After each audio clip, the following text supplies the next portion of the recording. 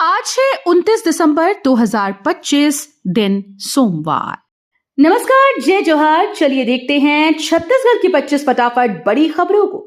लेकिन इससे पहले आप वीडियो को कहां से देख रहे हैं, कमेंट बॉक्स में बताना बिल्कुल ना भूलें। मुख्यमंत्री विष्णुदेव साय ने कुशाभाऊ ठाकरे की पुण्यतिथि पर दी श्रद्धांजलि। रायपुर के मुख्यमंत्री श्री विष्णुदेव साय ने कुशाभाऊ ठाकरे की पुण्यतिथि पर उन्हें श्रद्धांजलि अर्पित की। इस अवसर पर उन्होंने उनके योगदान और राजनीति में निभाई भूमिका को याद किया।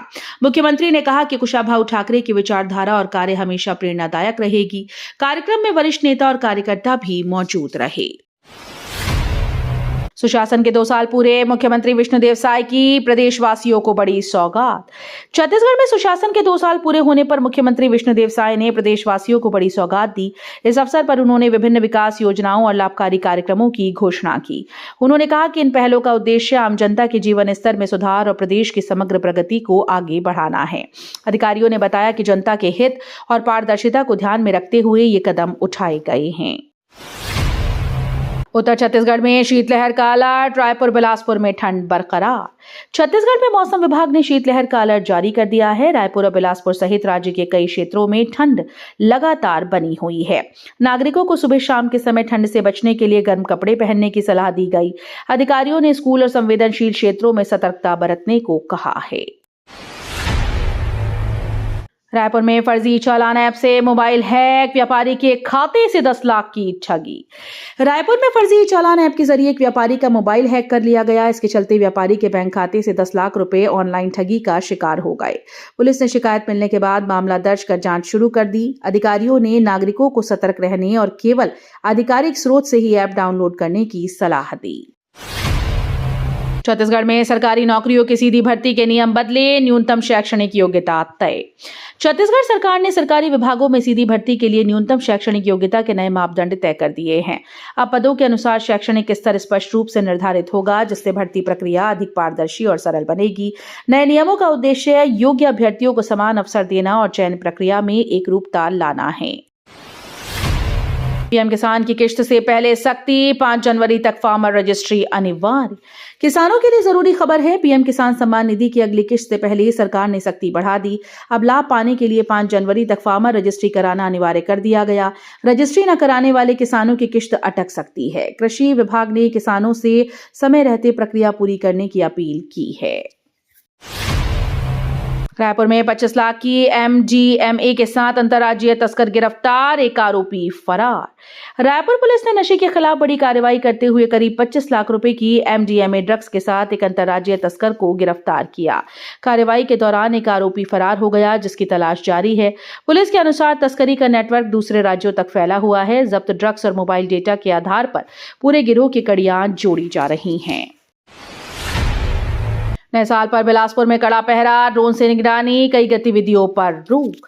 नए साल के जश्न को लेकर बिलासपुर पुलिस अलर्ट मोड पर है। शहर में सुरक्षा के कड़े इंतजाम किए गए और संवेदनशील इलाकों में ड्रोन से निगरानी की जाएगी। हुड़दंग, तेज रफ्तार, शराब पीकर वाहन चलाने और सार्वजनिक स्थानों पर अव्यवस्था फैलाने पर सख्त रोक रहेगी।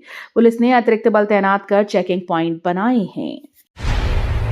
माओवादी साजिश विफल, गंगालूर क्षेत्र में सुरक्षा बलों ने 2 आईईडी बरामद कर निष्क्रिय किया। गंगालूर क्षेत्र में सुरक्षा बलों ने माओवादी तत्वों की साजिश को समय रहते नाकाम कर दिया। इलाके में 2 आईईडी बरामद किए गए, जिन्हें सुरक्षा बलों ने निष्क्रिय कर सुरक्षित कर लिया। अधिकारियों ने बताया कि ये कदम ग्रामीणों और यात्रियों की सुरक्षा सुनिश्चित करने के लिए महत्वपूर्ण था। पुलिस और सुरक्षा बलों की सतर्कता से किसी भी प्रकार की घटना होने से बच गई। छत्तीसगढ़ में अवैध धान कारोबार का खुलासा, पुलिस ने 2 आरोपियों को गिरफ्तार किया। छत्तीसगढ़ पुलिस ने अवैध धान कारोबार का पर्दाफाश करते हुए 2 आरोपियों को गिरफ्तार किया। तलाशी के दौरान करीब 400 बोरी धान जब्त की गई। पुलिस अधिकारियों ने बताया कि गिरफ्तार आरोपियों के खिलाफ कार्रवाई की जा रही है और उसमें अवैध धान की पूरी जानकारी ली जा रही है। राज्य में इस तरह के अवैध व्यापार पर कड़ी नजर रखी जा रही है। अधिकारी कारोबारियों की 382 करोड़ की संपत्ति अटैच, चुनावी फंडिंग और विदेशी निवेश उजागर। प्रवर्तन एजेंसीज ने बड़ी कार्रवाई करते हुए अधिकारी और कारोबारियों के करीब 382 करोड़ रुपए की संपत्ति अटैच की। जांच में चुनावी फंडिंग के लिए अवैध धन के इस्तेमाल और विदेशों में निवेश का खुलासा हुआ। दस्तावेजों और बैंक लेन देन के आधार पर यह कार्रवाई की गई। एजेंसीज का कहना है कि मनी लॉन्ड्रिंग और राजनीतिक फंडिंग के पूरे नेटवर्क की परतें खोली जा रही हैं। छत्तीसगढ़ के 11 वर्षीय प्रेमचंद को वीरता पुरस्कार, डूबते मासूम की बचाई जान। छत्तीसगढ़ के 11 वर्षीय बालक प्रेमचंद को अदम्य साहस के लिए वीरता पुरस्कार से सम्मानित किया गया। प्रेमचंद ने जोखिम उठाते हुए पानी में डूब रहे एक मासूम की जान बचाई। उसकी सूझबूझ और हिम्मत से बड़ा हादसा टल गया। इस बहादुरी की सराहना करते हुए प्रशासन ने उसे सम्मानित किया। प्रशिक्षु आईपीएस अधिकारियों ने उप मुख्यमंत्री व गृह मंत्री विजय शर्मा से की भेंट। रायपुर में प्रशिक्षु आईपीएस अधिकारियों ने राज्य के उप मुख्यमंत्री और गृह मंत्री विजय शर्मा से भेंट की। इस अवसर पर अधिकारियों ने प्रशिक्षण अनुभव और आगामी जिम्मेदारियों पर चर्चा की। उप मुख्यमंत्री ने उन्हें कानून व्यवस्था बनाए रखने और जनता के प्रति संवेदनशील रहने की सलाह दी। छत्तीसगढ़ में 11.51 लाख किसानों को 13,615 करोड़ रुपए जारी, 60.88 लाख मीट्रिक टन धान खरीदी। छत्तीसगढ़ में अब तक 11.51 लाख किसानों को 13,615 करोड़ रुपए की राशि जारी की जा चुकी है।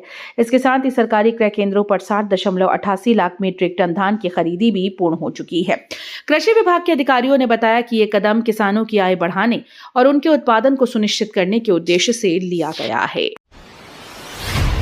रायगढ़ में चोरों ने हाईस्कूल शिक्षिका के घर से सोने चांदी के जेवर किए चोरी। रायगढ़ में हाईस्कूल की शिक्षिका के घर को निशाना बनाकर चोरी की गई। इस दौरान उन्होंने सोने चांदी के कई जेवर अपने साथ ले लिए। पीड़ित शिक्षिका ने मामले की शिकायत पुलिस में दर्ज कराई। पुलिस ने घटनास्थल का मुआयना कर जांच शुरू कर दी। आसपास के सीसीटीवी फुटेज और संदिग्धों की पहचान के लिए सतर्कता बढ़ा दी गई। जिला अस्पताल में नशेड़ियों का हंगामा, महिला डॉक्टर्स और स्टाफ से मारपीट, मामला दर्ज।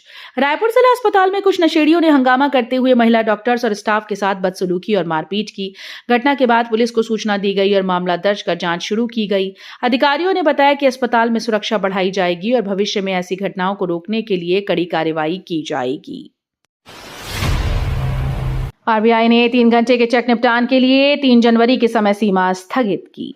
भारतीय रिजर्व बैंक ने चेक निपटान के नियमों में बदलाव किया है। आरबीआई ने 3 घंटे के भीतर चेक निपटान करने की समय सीमा को 3 जनवरी से लागू करने की योजना स्थगित कर दी। अधिकारियों का कहना है कि बैंकिंग सिस्टम में समायोजन और तकनीकी तैयारियों को देखते हुए ये निर्णय लिया।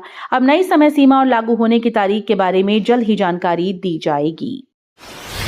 पंडित धीरेन्द्र कृष्ण शास्त्री भाजपा एजेंट भूपेश बघेल की टिप्पणी पर सीएम ने जताई नाराजगी।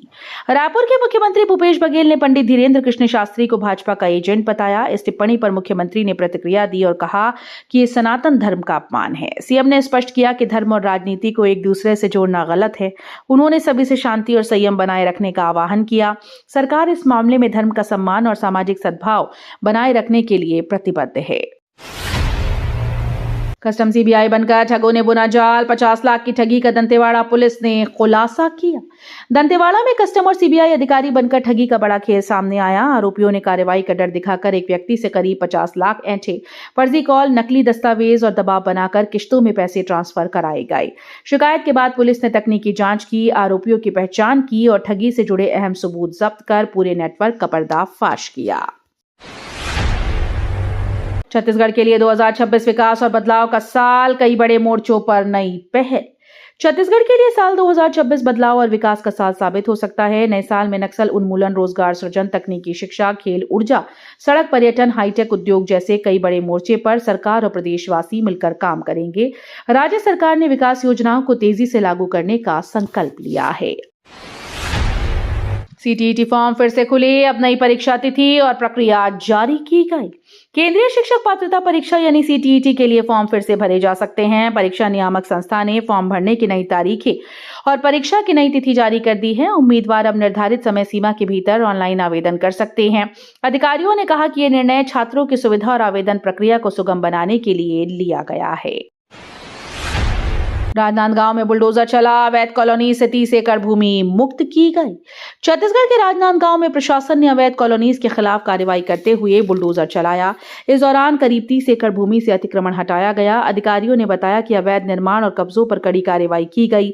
प्रशासन ने कहा कि भूमि कानून का उल्लंघन बर्दाश्त नहीं किया जाएगा और भविष्य में ऐसे अतिक्रमण हटाने की कार्रवाई जारी रहेगी। रायपुर में जनजातीय स्वतंत्रता संग्राम सेनानी संग्रहालय का उद्देश्य अब हो रहा सार्थक। रायपुर में जनजातीय स्वतंत्रता संग्राम सेनानी संग्रहालय अब अपने उद्देश्य में सार्थक साबित हो रहा है। देश और विदेश के पर्यटक संग्रहालय में आकर स्वतंत्रता संग्राम सेनानियों के इतिहास और उनके योगदान को जानने में रुचि दिखा रहे हैं। अधिकारियों का कहना है कि संग्रहालय से युवा पीढ़ी में देशभक्ति की भावना जागृत हो रही है।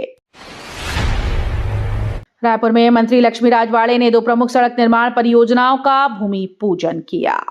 रायपुर में मंत्री श्रीमती लक्ष्मी राजवाड़े ने आज 2 महत्वपूर्ण सड़क निर्माण कार्यों का भूमि पूजन किया।